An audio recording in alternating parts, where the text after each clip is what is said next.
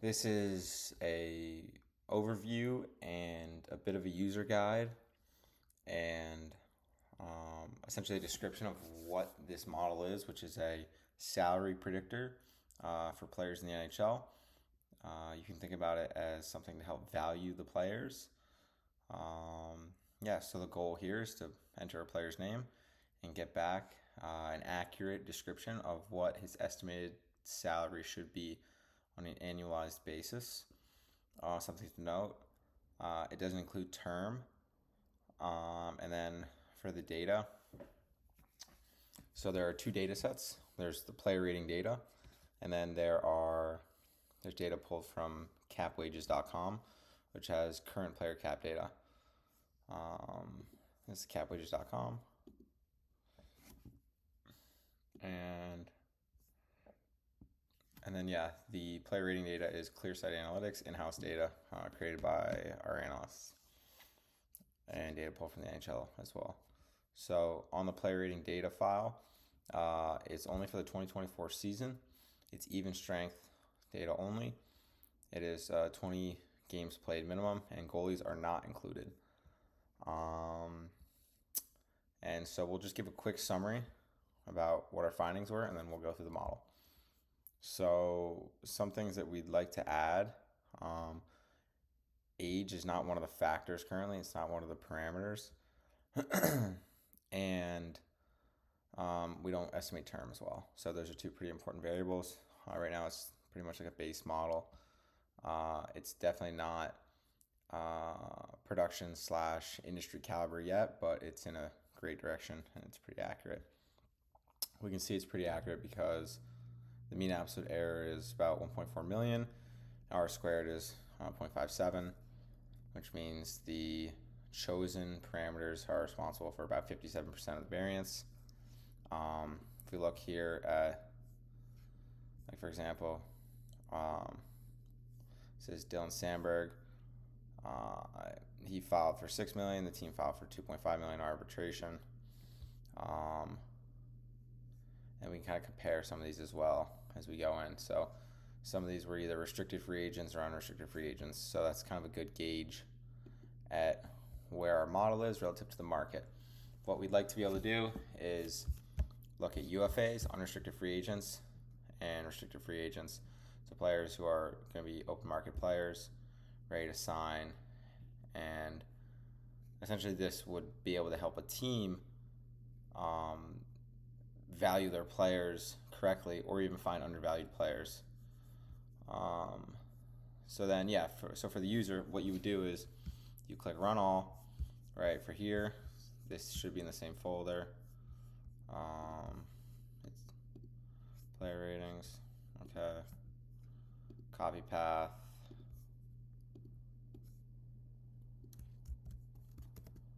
Boom. All right. So it goes down. So essentially what we're doing here, I'll give a quick walkthrough. Well, we're going to skip to the model at the end actually. So the model we ended up using was the linear regression model with these parameters. And this is the mean absolute error and the R squared.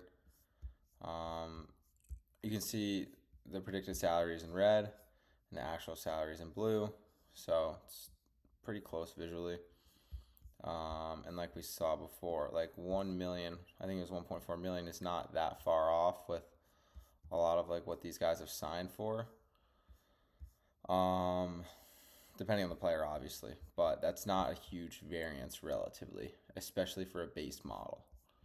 Obviously, we'd like to get that to about 250,000 would be pretty accurate, and that R squared get up there. But so what the user should do is click run all. They should go to the bottom here, and this is the merged. This is the merged data set. There are 529 players who were in our merged data set and put into our machine learning model. You can filter it by whatever you'd like. The cap hit, the net rating. So if we want to say like net rating 4 to 5, like, and we can take a look at some of these players. We can sort it by who's the best rated. Jack Hughes, Right, his cap hit's 8 million. Our model suggests he's 9.6 million. Barzell, 9.1 million. He's 9.8 million based on our model. McKinnon is almost square on with our model. So like that's some pretty good stuff to see. It gives us confidence in our data. And then we can go in further and like look at some of this information. So what the user can do is scroll up to where it says display. So there's the player ratings. This is the cap data, and this is the merge data. So I mean, you can look at any of them, but we can just look at the player ratings, for example. The user should scroll over here and filter it by whatever they'd like. They can filter by net rating. And you can find what you like. So net defensive rating, games, expected goals. And again, this is only 2024 data. And let it be known, I know you can see these two. These are not in the merge data. The merge data is based on, the key is based on team. So if there's no team for both of them, then it's not going to be merged because, yeah, there's no key to merge on. So anyway, continued. Yeah, and these are all some of the stats, like quality competition. We can see who has the best quality competition in the league. So 3.8 average, Matthew Barzell. Barkov, he just won the cup with Florida. Joel Eriksson-Ek. Mitch Marner's up there, which is pretty good. He just signed a ticket. Mitchell Marner. Sam Reinhart. So yeah, that's another player I'd be interested in seeing. So we go down here, Sam Reinhart. We can take a look at, we're going to say Florida. Florida.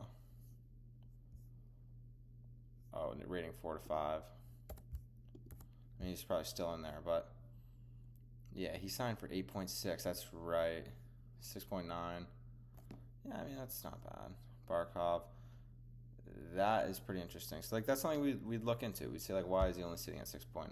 Like, there's, like, because I would say everyone in the league would agree that he's 10 million. And, like, that's things as, like, a user that you have to go in and see, like, okay, like, the whole point of this is translating, like, what does the math say and what are we thinking is the market? Like, you think of it as, like, valuing companies. Like, when we value a company, we're taking the sum of parts. We're saying, okay, this company, its expected growth, its brand, in addition to all the financials, obviously.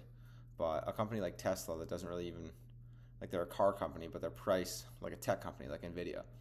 Like, that could be this, for example. Like, if you were to do a discounted cash flow model of Tesla, it'd probably come in a lot lower than, based on their revenue, than what the market values it. But the market, based on what he's actually getting paid, is valuing Alexander Barkov at 10 million. So, like, we want as much math to represent, like, what the market actually deems to be true. And that's going to help us if we have an accurate representation of players, like quantifying the intangibles to to rank undervalued players well. So, like, if we do 2.5 to 3.2, 3. Let's do 2 to 3. I mean, there's got to be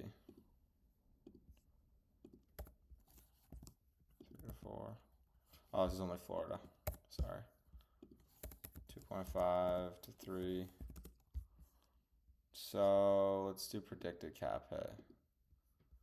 Alex Vlasic. Okay, yeah, and like this is pretty interesting to see. It's like, why is someone who's at 2.57, why is their predicted cap hit 4.7 million versus someone who is like Kirby Doc? Like, why is he only 3.3? Like, what about Kirby Doc gives him and that's actually pretty accurate, the cap hit versus like what our model gives. So yeah, and that's the whole point, essentially, is going back and saying, okay, like, which of these are most responsible for some of this, and, like, how does that represent the real world? But and, like, from this point, the user should know how to use this pretty well, but I'm just going to go into the math a little bit. We used 3 models, a KNN, or a K-nearest neighbor, an SGD regressor, and a linear regression. The linear regression had the most accurate metrics. SGD didn't really have accuracy at all. Like, we can honestly throw this one out. And then K-nearest neighbors was pretty low accuracy, but it's at least like 2 million and 0.29 is a lot better than whatever the hell this is. To move forward, like I said, we'd edit the parameters that I talked about, and we would also, for example, like term, which means like how many years you're getting paid. For example, Marchand's getting paid like, let's take a look at Marchand. I hope he's in the data set because, like I said, some of the players weren't captured, and that's something I'd look at too. Marchand. All right, so Marchand, 5.2 cap hit, 5.7. I think this is his new signing. It should be. Like, I mean, he basically won them the cup this year. So, like, he could have gotten 8 on the open market, but it's also his term. So he's like 5.2 for like 8 years because he's like 30 years old, or like 35, sorry. So, like, those are factors that we'd like to take into play. But anyway, going back up to it, yeah, so we went with the linear regression model. Maybe we'll try neural networks like XGBoost, etc. Moving forward, see if we can move that up. But we did a few models. We tested different outcomes, and then we came to the conclusion that the linear regression, because of the mean absolute error and the R squared, linear regression had the best statistics, so we went with that for our model. Even visually, like, we can see it overlaps pretty well. And then I'll just show you how I ran the model. So let me just find. Okay. So yeah, these are the parameters that we use. These are the features. Prepare the data. Just did some data prep with the position. Just quantified it. 20% test data. Test set size, 80% train. We use a linear regression model. We trained the model, and then we measured the variance, and then predicted the salaries, like I said. So that was how we trained our linear regression 1. Models defined up here, right? So we used that. And then this came out with our... Oh, Kaprizov's a good one, actually. Let's see Kaprizov. Kaprizov is... Yeah, that's pretty good. They're going to give him whatever he wants. Like, he's a good player. So what we can do here is users. We can go up to... Like, we saw down here that... where was it? So Kaprizov's net rating is 4.63. Is... predicted cap hits 9.17 million. We can look into some of that and say, like, what the next steps in this would be. Like, okay, so Kaprizov is like 3.48 average quality competition. If we take that away, like, we could kind of do some standard deviation work here. So average quality competition 3.8. Like, so these top dogs are all 3.8s. Like, nobody... I don't know how this Jason Dickinson... Oh, I mean, someone's got to play against top players, and he's on Chicago, who's a horrible team. But... yeah, I mean, I guess it's not that great of a QOC. But, I mean, his offense probably stands out. But that's kind of the point here, is, like, we want to, like, start to isolate some of these variables and say, like, okay, so he's a point... He's a 0.89 expected goals. That's almost a goal per game. Or a goal per 60 minutes, excuse me. 0.89, yeah, Kirill Kaprizov, 1.26. So, like, that's really high. Like, I think. I mean, we could do some distributions of that as well. But, yeah, so he is 1, 2, 3, 4. He's like 8th in expected assists. So it's like, and if we look at the predicted salaries of these players, right? So it's like, we want to say, like, okay, like, if he's a $9.1 million player, he's going to get more. Like, this model, like, you can see, like, because it's a linear regression, it doesn't take these anomalies into case as much. Or I guess the areas up here, like, it kind of just, it's more of a straight line, but regardless. So what we could do is say, all right, it's 9.17 million. Like, let's look at everyone. Like, what's the top? Yeah, and we'd have to take out zeros like these. We'd have to take those out, unfortunately. And I think the league minimum is 775. So these are all just things that we can put in. But right now the model works pretty well. So McKinnon, yeah, that's crazy. McDavid is second. It's like we only use like these are the best three players in the league. Well, I guess probably it's taking into consideration like what their pay already is. But this is really interesting because these are the feature columns. So, I mean, obviously the y-axis is, there's the x, and then the y is the current cap hit. So there might be some like fitting to that, but like Kaprizov is, yeah, so he's right there. So that would go into aspect to say like, okay, like one of the largest features is expected goals or expected assists. And we can kind of just iterate on this until we kind of get a model that represents the world in a better picture. But so far, like this is a pretty good base model.